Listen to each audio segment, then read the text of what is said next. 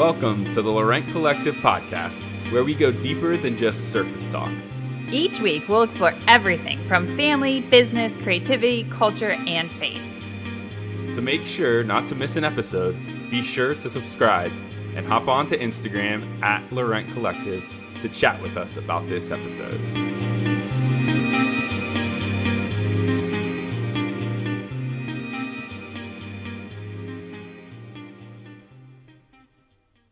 We paid off $60,000 in debt in 6 months. Yes, you heard that right. And we are going to share the challenges of that and the major change that made for us in this episode and give you ideas of how to pay off your debt. Hello. Hi. Hope you guys are doing... back. We're back, yes. Yes. I hope you guys are doing well. And today... we are going to talk about how we got out of $60,000. I'm not going to figure out what that is in pounds right now, but $60,000 in debt, and we got out of it completely and paid it off completely in 6 months. Yeah, that was crazy. I still can't believe that we did that. Yeah. This was about, how many years ago? Oh, it was a while ago. 7 years ago? 7 years ago. Somewhere around there. That's So crazy. more recent times. This wasn't something we did like 20 years ago. Still would be a relevant story if we had. But Yeah. so we thought we would share with you because we want to be open about it. And definitely. hope that it helps someone regardless. You could be, I don't know, $1,000 in debt, or you could be $400,000 in debt. Either way, this method that we learned about and that we chose to do really works. It's been proven over and over again. And so we thought we would share it with you, but also share part of our story and like how it felt to be in that debt. Yeah, I mean, this is a huge reason. Just getting through that is just a huge part of, our journey and just learning so much through that process. And so we're just excited to share that with you. Yeah. So the first part of the story is we had been in debt for a while and just were doing, in all honesty, we were just doing the minimum payments. And on I think those debts. that's something, I don't know, I guess some people have always told us like certain debt is okay debt. It's good debt, you know? And so I think in some ways we bought into some of that stuff. We totally did. You guys, Yeah. as newlyweds, we've been married a year. We bought a brand new house and a brand new car in the same weekend. It's so smart, right? That was not, and it's not like we had the funds to do that. So learn from us, learn from our mistakes. Hopefully you can hear this. So and maybe, that's really the heart behind this is like, we just wanted to kind of share our story with it because hopefully it helps you if you're in this place or whatever. Or helps prevent. Helps prevent or helps you in this place to just encourage you to make that step that you don't feel like you will never get out of it. So I feel like everyone, if you are in debt, you may be feeling there's just a weight that it carries. Regardless if you think you're thinking about it 24/7, it's in the back of your mind like, oh, we have that money. If something happens, if I were to lose my job or those kinds of things, and many of us have faced a lot of major changes financially in the past year. So this might be really real for some of you. For sure. That there's that fear, like, how would I pay that stuff? It's the fear of like, I know I'm currently putting this thing that I'm purchasing on credit card, but it's okay. I'll pay it off later. And then it doesn't happen. Yeah, something happens. Yeah. For us, so I feel like everyone kind of has an eye awakening, a moment. They're like, I need to do something about this. So for us, that meant that I was sitting down to have coffee with a teenager. And she was really wanting to go to Haiti and like provide aid there and stuff like that. But she needed to raise funds. And she was telling me the amount she needed to raise. And it really, in the grand scheme of things, it was not that much money. Right. Definitely. And I had to sit across from the table and say to her, I'm so sorry we can't help you. Because we had zero money to do anything like that with. We were living beyond our means. We were in debt. We just had We no were extra. scraping by. In We a were lot of very ways. scrape. I mean, when they say living paycheck to paycheck, like that, and we owned our own businesses, so paycheck to paycheck means something totally different when you have a business that doesn't always have the same paycheck every week, Yeah, every month. definitely. And I had to say no to her. And I remember getting in the car and sitting there and realizing I should have been able to say yes. I should have been able on the spot to say, oh, well, totally. Can we just pay for the whole thing for you? Well, I don't know if it's necessarily should, but I wanted to be but able we to do wanted that. to. Yes, Yes. that's probably the word I should be Yeah. using. I don't think it's a should thing. I think it's more of like in our heart, in our desire, we want to be generous with the things that have been given to us. And we couldn't do that at that time. We just couldn't. Exactly. And so that for me was an a wake up moment to then I went home to Pat and said, here's the situation. We can't currently give this. I want to. How do we get to the point that we can? And that sent us down this trail of Yeah. lots of hard work and Yeah. lots of Lots and lots of hard work and crazy schedules and all that kind of stuff. Yeah. So again, I'm going to say again, we were $60,000 in debt. So It's so weird to say that number. It's so crazy. I mean, some people, again, you might be way in more debt than that, Yeah, and so I we mean- get it. But for us, that was a huge number, and the car and the For us, and that was the huge. Yeah. yeah, because we owned our own business. I mean, there were just lots of things that was a big number for us. And so for us, the first step in figuring out how on earth to do this was like it just felt like I mean, frankly, both of us were. I don't even know where to start. Yeah. We really had no clue how to even take that first step other than like, okay, how are we going to make more money than we already are making to pay this all? Like, it would just, Yeah, because I mean, we just had to- no idea. Exactly. We had no idea. So at the time, we did some research and we fell upon Dave Ramsey. And so I know some of you have maybe never heard of him before. Some of you have heard of him, like, oh, I don't agree with him. But just like hear us out on this because his method for us worked so well. There is something called Financial Peace University. We did not actually go through that. I can't remember which book I read of his. I think it was something obviously about being debt free. But there's so many resources online. And I think for a while they were offering that course like at a pretty low. I would recommend going through the course if you can, but I also realized that it costs money too. So look it up. But we did the Dave Ramsey, what is called the baby steps. And so you can look that up too. We'll link it in this episode notes. I can't remember exactly how many steps there are, but the first two are the ones we're going to focus on because that is the paying off your debt part. And then after that, you start like building up savings and those kind of things. Yeah. So the idea is that you put $1,000 in an emergency fund.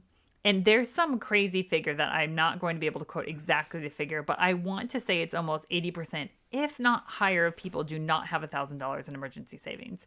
Equivalent, it's probably the same in the UK and wherever you're from as far as like how much having in savings. So like if something, this came up for us again and again, especially with, I don't miss having a car, but cars. Yeah.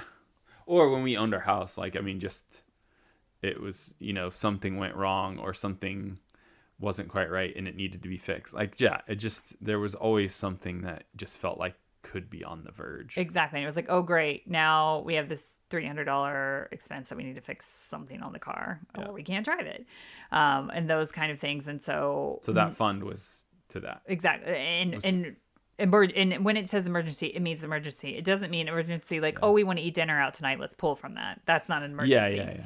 Emergency is like, we really haven't thought through this or save for this. And then the idea was, so you build that $1,000 up. And then if you have to pull from it for any reason, that you stop everything else and you go back and refill that $1,000. So that is where we started. And then the second step, and we'll go a little bit into how like we did that. The second step is that you pay off all your debt, except for your house. So if you have a mortgage, that does not include your mortgage. It includes, school loans, car loans, credit card, like anything like that. Everything except for your mortgage. And we did this. Does that include like business loans too? If you got like a yes, business yeah, loan? yeah. Well, I mean, yeah, you could apply this to your business as well. Yeah. Okay. That's what I thought. And so, and you do it in like a debt snowball effect. And so we'll explain what that is Mm-hmm. in a minute. But first, you're probably wondering, like, okay, for us at least, to even get to that first $1,000 of emergency savings, like, how on earth do we come up with extra money? Because, again, like we said, we had two businesses at the time that we had. And we had actually, at that time, I forgot too, we had a nonprofit as well Yeah. that was still in the process. Our Getting the nonprofit, status. yeah, it was caught in this thing that had happened, It's kind of like and a scandal there or was some something. I scandal don't that know. had happened with nonprofits, and so our paperwork got caught up in that and was halted for, it was almost a year and a half. So we had Yeah. started this thing and we were paying rent on a place that we thought we were going to get our nonprofit status pretty quickly, and And then would be able to get donors and like create exactly. the system of, yeah. But So, it just, anyways, yeah. that's a whole nother story with that. But so some of that had also created extra debt because of that too. So how did we get the first 1,000? Well, the first I mean, was we had to make a budget. well, So, yeah, obviously. and when some of you have probably just heard that and been like, oh, I Yeah. don't want to do that. But we had to know what we were spending our money on. Yeah, we had to understand where our funds were going. So then we could evaluate, does those funds need to go there anymore? Does Can we like, cut back here? yeah, we had to understand where our money was going. And so this is not this. I mean, we tracked every single dollar. So we went back, if I remember right, we went back and we tracked the previous month, the past month, and we with that we figured out where every dollar was spent. I mean, everything from obviously like housing expenses, electricity, all that stuff, down to like eating out, to how much groceries were costing, to how much we were spending on clothes, to gas, all that stuff. And so that was the first thing. And when we did that, we did what is called a zero-based budget, which again is Mm-hmm. something Dave Ramsey recommends, where you are. So after we knew what we were spending, we came and looked at the month ahead, and we said, "This is our income." And then what can we spend? Now, what we found is we were spending more than what our income was, which Yeah, made total sense of why we were in debt. exactly. And that's not a zero-based That's budget. not a zero-based budget. So when it means zero, it means at the bottom of your budget, it means you have zero left over at the end of the month. Now, when I say leftover, it means some of that has gone into savings, hopefully, and things Right. like that, or to pay off your debt. But it's the fact that every dollar is accounted for. Yep. And then you track that too, and there are so many apps. They're different in the UK than they are in the US, so I'm not going to recommend a ton right now. But there are so many different apps, and a lot of banks provide it now, where they actually have a way, instead of we had to at the time, like physically go into like an Excel document Mm-hmm. and do this. But there's so many apps now that you can put in your budget for each thing, and then it will actually place those things. Or if it doesn't know what to do, you can do that. So it's easier now, I think, to do that. Definitely. But then we needed extra income. Yeah. And so we had to really start to look at different opportunities and ways that we could bring in that extra income. And so, I think when you start to digest that and think about that, understand that it's really just something for a season, right? Mm-hmm. Like if you really push into this, it's not going to be forever. And understand that it's just gonna take some time. It's only gonna be a season. And so thinking of like different ways that you're gonna take in extra income, realize that it's just for a season. It's not lasting forever. And so And think of the freedom you'll have. yeah, think about the of that freedom weight you'll being have, but lifted. also just think that like, okay, if it's not something that you completely enjoy, but it'll make you a little bit of money to get out of it. Like, again, it's just for a season. It's just to help you get to that point, to that top of that mountain, in a sense. It's not the time to be really picky, to be honest. And that's Exactly. hard to say from two people who really believe that, like, you Yeah. can do what you love and Yeah. stuff like that. But it's a time to just, how can you get income? Yeah. And so for us at that time, okay, so if we had our own businesses, we're parents, and there's just so much thing that is grabbing our time. Like, we really had to really look at where can we fit things in. And so I'll just tell you the things that I did. And so for me growing up, I lived on a golf course, and I ended up working for my dad on a golf course. So I would wake up super early in the morning and mow greens. And so as an adult, I was like, well, okay, so I know from, a lot of work on golf courses is done super early in the morning.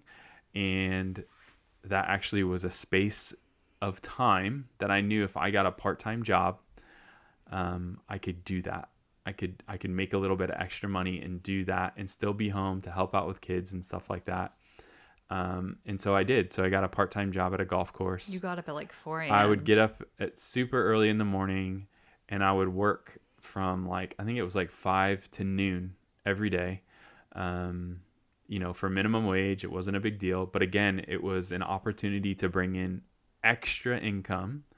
I did think about things that I might enjoy, and I absolutely loved working on I would still do it today. I absolutely love mowing greens, and being out on a golf course early in the morning and doing that kind of stuff. And so for me, it was actually a way for me to, again, make money to go against that income that we wanted to get rid of, or that debt that we want to get this of. But also I enjoyed it. So it wasn't a difficult thing to wake up early in the morning. Another thing I did is so this is part of my schedule. So I would wake up super early, work till lunchtime. I would drive home. I would eat a quick lunch, and then I would jump in my car and drive about an hour, a little over an hour, to a local university, and I would do design work. So I would work in the communications department for the rest of that day until about 5 o'clock. And then once that was over, I would drive home, and then we would take over the kids. I would take over the kids for a bit, and then we would get all them, and then we would get them in bed, and then I would jump onto all of our business stuff, and I would just try to. So it was a season that we knew that there was just going to be lots of things, and now that was my schedule. That was just my schedule. Maya had her own schedule. Yes. So obviously most of our kids at this time were not in school full time either. So preschool and that kind of time of thing, where maybe they were in from like 9 to 1 during the day. And we did not have childcare outside of that as well. That was an expense that we couldn't afford, so we didn't have it. So basically while Pat was doing all of that during the day, I had to find things that I could do at the same time that I was, with our kids. So my work time basically was from 9 to 1. And so from 9 to 1, I did 3 different things. So I had my photography business at the time. A lot of my photography, though, like the actual photographing part, was in the late afternoon, early evening. So when Pat would get home, we would be like, hi, bye. He'd be in charge of the kids, and I would go off to do the actual photographing part in those time frames. But during that 9 to 1 time, it would be some of that stuff that would be for the photography. I took on photography clients that necessarily maybe in normal times I would have said no to. So I did do a lot of corporate things and stuff, which again wasn't a thing that I loved, but I realized it did bring in extra money. And so I did take on those projects. And then I took on 2 other things that I did some freelance writing projects, where those I just kind of, I don't know, I'll be honest, I don't know where they're advertised now, but it's probably, LinkedIn is now a thing. It wasn't a thing there. Yeah. Then there's different... It was a thing, but it wasn't really that big. Yeah. The type of thing it is now. Exactly. So. There's so many different websites and stuff now that you can find projects or apply for things like that. And then I also sold makeup sold makeup as well, where I got commissions from that and that kind of thing. And that was something I could do at home. And that kind of stuff. And it was flexible around the kids' schedule. So I had to look where Pat had some more outside of the home. We realized for me, except for the photographing part, most of my stuff had to be at home so that I could be flexible with the kids and that kind of stuff. And it was a challenge. That is not to say that meant that every day, a kid could get sick and then I wasn't able to work in that 9 to 1 time slot. And so there were super big challenges in it too. And it did mean, and we knew it was for a season. Again, so that's the important part. Yeah. It did mean we felt like passing ships often because and it did mean there wasn't a lot of all of us together family time. We did make sure we tried to make sure 1 day a week that we honored time. So at least we had, if it was on a Saturday, maybe Pat went to mow the greens till noon, but then he was home from noon and we would block out that time. Yeah. and that kind of thing. Yeah. I mean, I think I was even thinking too, as you were talking, just like, yeah, I think from time to time I would take on like other like landscaping Oh jobs yeah, I and just remember you doing different that. things like Yeah. that. Like if anybody needed help with something and they were willing to pay me a little bit of money with it, like I would just, if it worked, if it made sense, if it, in our schedule, I would try to take it. It just, yeah, I was just always like trying to be available as if I could. And some of that, what you put out and you're honest with does come back Yeah, to you. And definitely. so it is really hard to be honest to say, look, we're in a lot of debt and I need to make extra money. That is a hard thing to admit to other people because it feels very private. It feels embarrassing. It feels all of those things because often a lot of, I think we have assumptions that we look at other people's lifestyles and we think, oh, they're doing Oh, great. totally. Yeah. And I think in the United States, at least, I think if you're living on a typical like suburban block and there's 10 houses, 7 out of the 10 are living beyond their means and are like one paycheck not happening away from being in bankruptcy. Is the numbers and numbers may have changed. Yeah. Could be even worse now, actually. Yeah. But to keep that in mind, so to get over that embarrassment factor, realizing like you're in the majority, unfortunately, of people. Yeah. And so saying to close friends, which is something we did, this is something we're going to be doing. This is what we're doing. If you hear of any other, and that's how I got some of my writing jobs and photography jobs Yeah, and stuff yeah. like that too, that were extra and above, is putting that out there and saying, we need extra money. If there's anything you hear of, I'm willing to do pretty much anything, like paint houses, like whatever it might be. There are so many different things. There are so many opportunities that were not around when we were around. Like you can be an Uber or a Lyft driver. Oh, yeah, that's true. You can now, I don't know what it is called in the States, but like you can like pick up people's like Instacart or something. You can pick up their groceries and deliver it and things like there's so many different things like that now Or that are even like available. even different websites and stuff that you can like really put yourself out there, like design websites, Like Fiverr and Fivers and those yeah, kind of things there's so many that different you can things find unique ways. to Even make money. even if it's within the industry that you're doing stuff. I mean, gosh, yeah, there's just so many unique ways to do it. Exactly. So there are so many now. There's even more ways out there. I think there's ways that you can, that you can like even like review companies and get paid for. I mean, there's so much. So it's doing some research, figuring out what fits best for you in your schedule. Yeah. In it. And so then we had this extra income, and then Well, I think we need. I don't know if you're going this direction, but I think, when we stepped into that season, like we were really open with the kids. Oh, like, that's true. I mean, they were pretty young, but still they we were pretty open. young, but we tried to like say, okay, this, mommy and daddy are going to be working a lot and we're going to be trying to do something, but we're doing it for this reason. We did tell them like we made a mistake and this is why. And we wanted them to kind of see and understand why we doing what we were doing. And at that time, we didn't really even know. Well, I guess early on we didn't know London was on the table. No, we had no clue about that. But so it was more about being able to be just debt free and being just available to, again, sit at a table with somebody, and if they're needing money for something, we could do that. That kind of stuff. Like that's where we were at.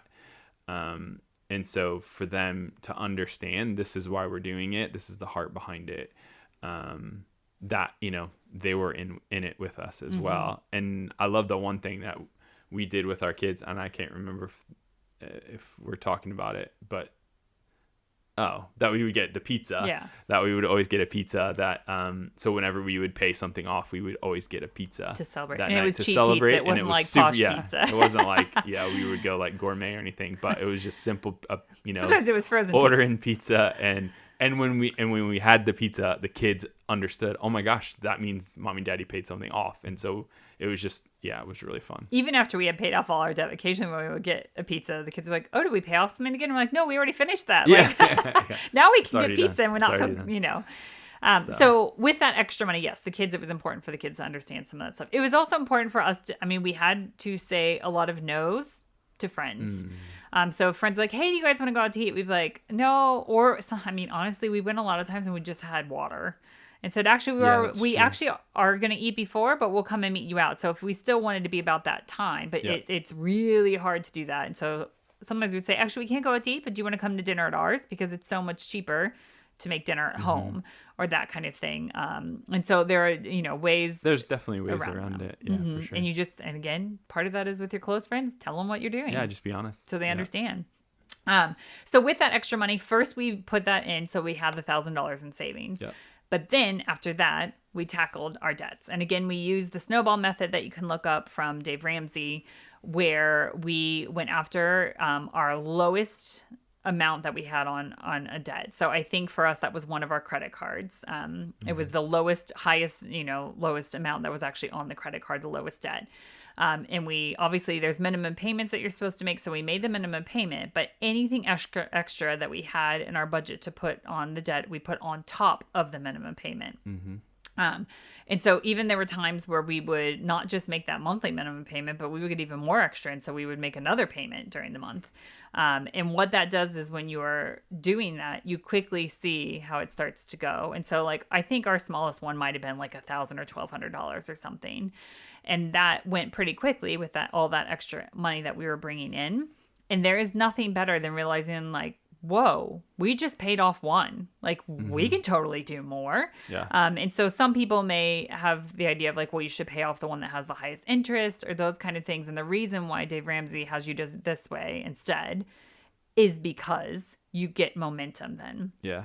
So then what you do after that is you take that payment that you're making, the minimum payment plus the extra, and you add it to the next one, to the minimum payment of that one. So you can see how quickly you are then doubling or whatever the amount might be of the next one. So then we did that.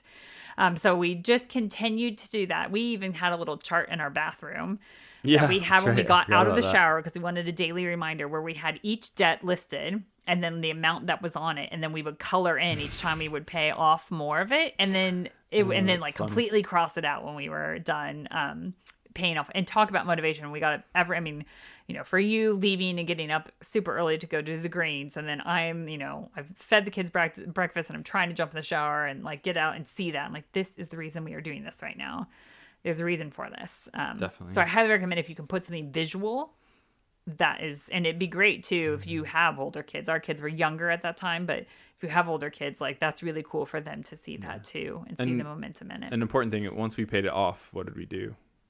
We got rid of that thing. Yes. So that everyone has different views on having credit cards or not, but we literally, for us, the temptation was too great even when we got the credit card down to zero. And so we called the credit card company and shut the credit card down and cut up our credit cards and got rid of them after each one was paid off. In fact, we actually took the credit cards in the process. We actually took all credit cards and put them away in some place that was really hard to even get to so that we weren't even tempted if we were at a store to be oh, I don't have this. So I'm going to get this extra thing and I'll just put it on credit card. Again, we made sure to stop doing that. Yep. So some other things that were super important during this time, because again, you have extra income, but the temptation usually when you get extra income is to spend it. And so we made some hard and fast rules for our family. And that was, we didn't eat out anymore. Yeah, we didn't go out. We didn't go out unless we got the pizza when we celebrated. That was our one thing. We really didn't go to movies and events anymore. We just did movies and stuff at home. Yeah. Any kind of extra spending like that. We didn't go on vacation. No. We didn't do those kinds of things. No, we would try to, again, with all this stuff, we try to get creative, So if vacation wasn't on the table and going somewhere, then we would try to create an experience at home. Mm-hmm. Or go on long hikes that were free or things that. There's still stuff you can do.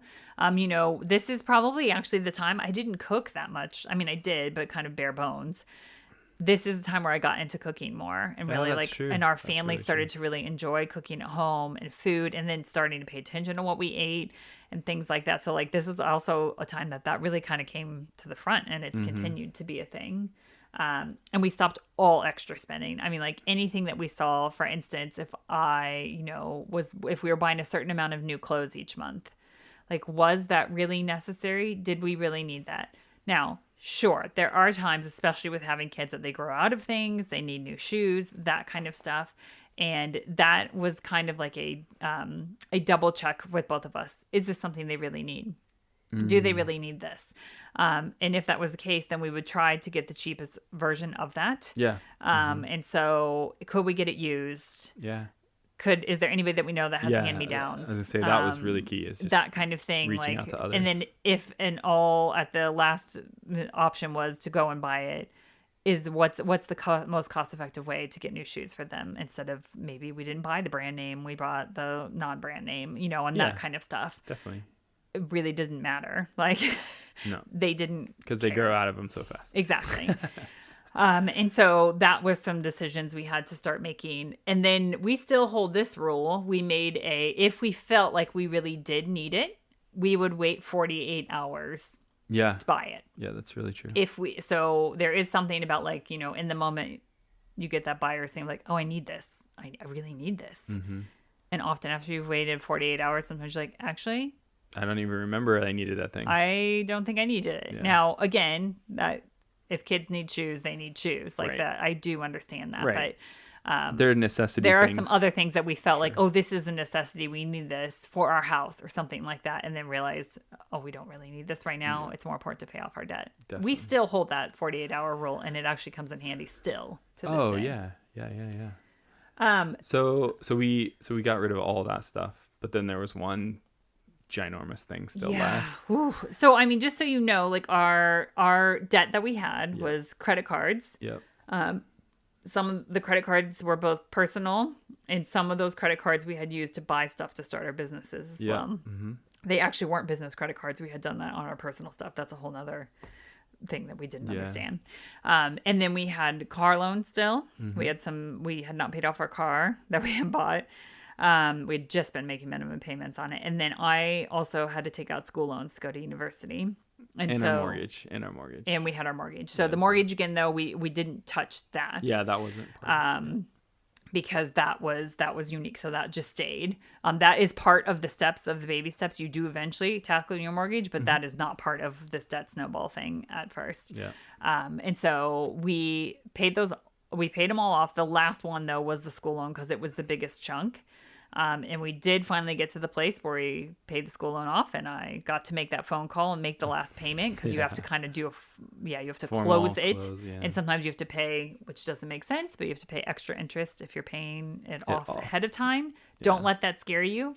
It still does not equal out the amount if you had waited and kept in what you would pay in interest over time. We did have several people say to us, like, why would you pay off your school loan? It's a tax write-off. And, like, if you ask any accountant, and we sat down with our accountant and said, this is what we want to do, doesn't make a difference. And she said, in the long run, you will be saving so much more money if you pay off the school loan than what you will save in the tax deductions. And that could and the thing is too, those tax deductions could change as government laws change, wherever you may be, as laws change and things like that, as tax things change.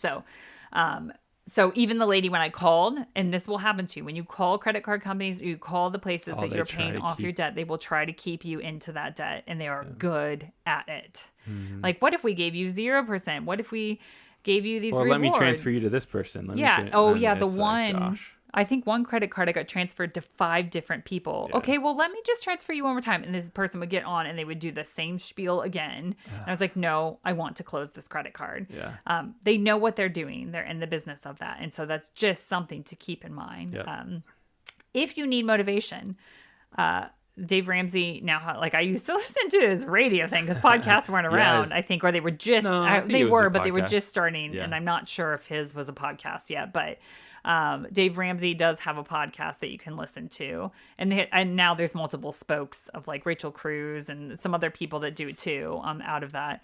But with that, there was nothing better than to listen to people call in and say how much debt they had paid off, because here we were with $60,000 in debt, and some people were calling and say they paid off $500,000. Yeah. And to hear their stories and hear how they felt and stuff, that was so motivating for us to be like, it's possible, it's possible, it's possible. Yeah, exactly. We might be taking longer, we might be taking shorter, whatever it is, but it is possible.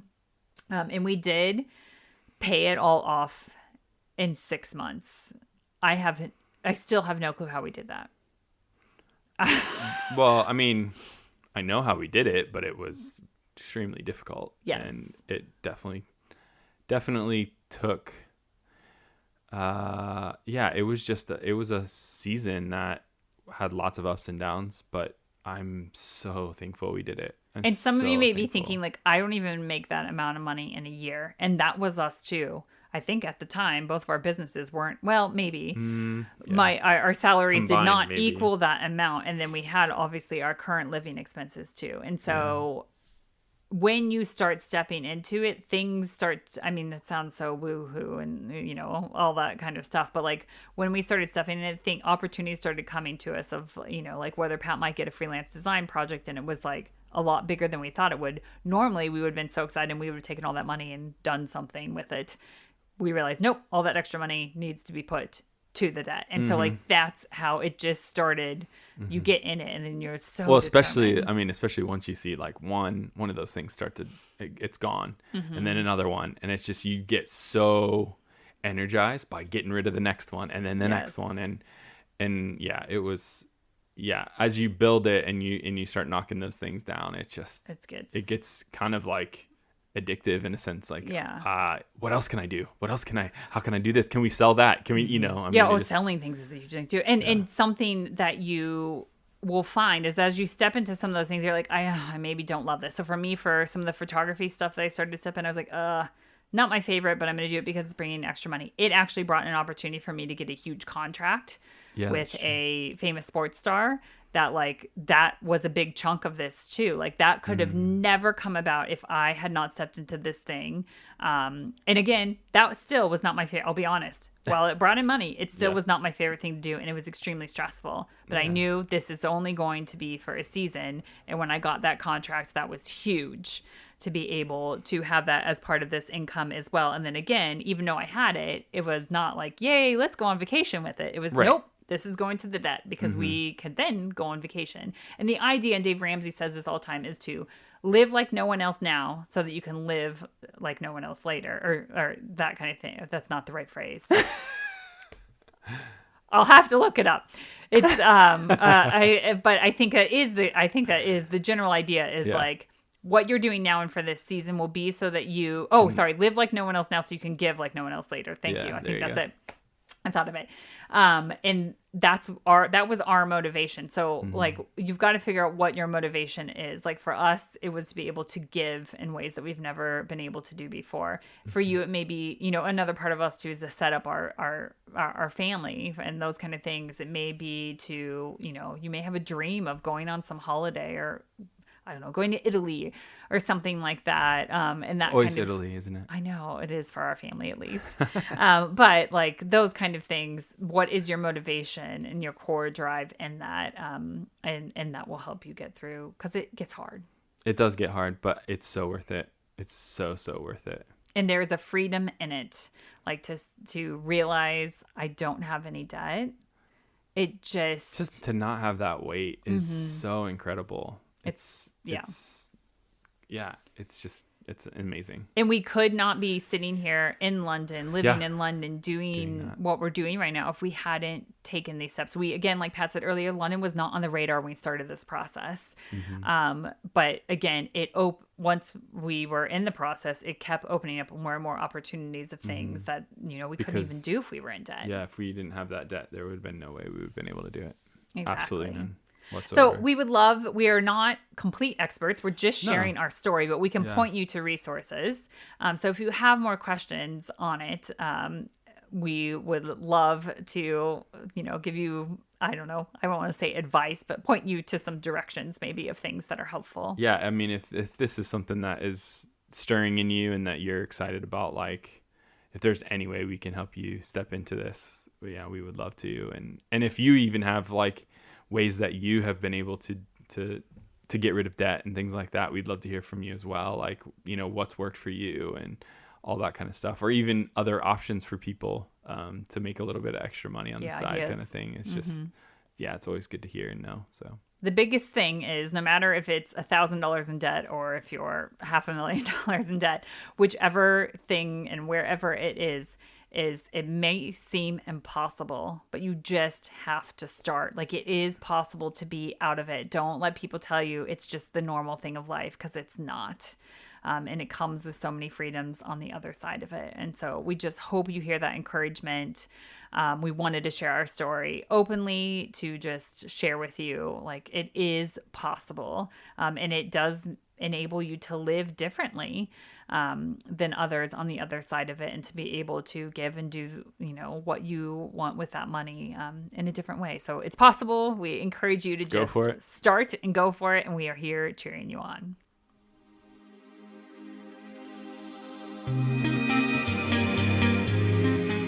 Thanks for joining us on today's episode of the Laurent Collective podcast. If you enjoyed today's podcast, be sure to subscribe and leave a review, which helps others find our podcast. Continue the conversation with us over on Instagram at Laurent Collective. We look forward to going deeper than just surface talk with you again next week.